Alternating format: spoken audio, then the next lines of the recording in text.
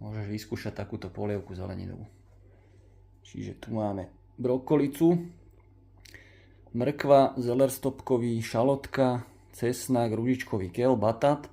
Tuto sú lupané paradajky, olivový olej, sol, červená paprika, provensalské korene, čierne korene, tymián a zeleninový vývar. Ja mám tak 1,2 litra na toto množstvo. Nakráš batát na kocky.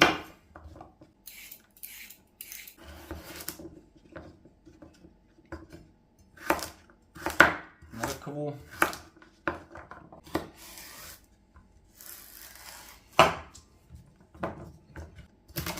Zeler. Brokolice, tú hlavku, takto si rozkrojíš.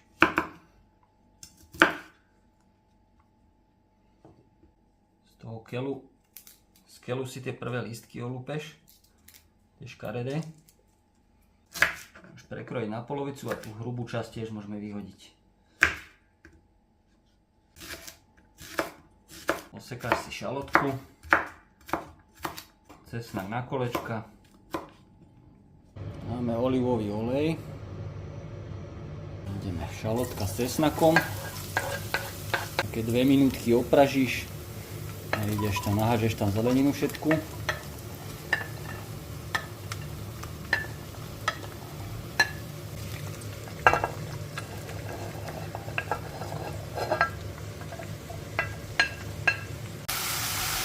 Sem tam premiešaš, nejakých 5 minút to opražíš. Čierne korenie, sol. Teraz tam môžeme šupnúť tie paradajky. Premiešaš chvíľočku, minútku, takto povaríš. Môžeme dať červenú papriku, tymiánu. Zaleješ to vývarom.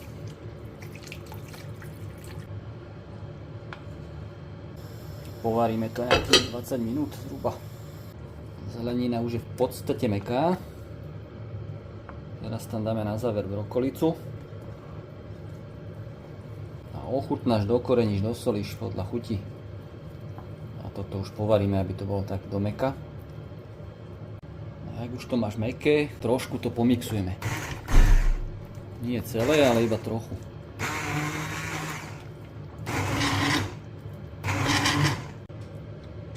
Zelenina môže byť taká mierne chrumkavá. Môžeš si dať nejaké bylinky ešte na vrch a máš hotovo.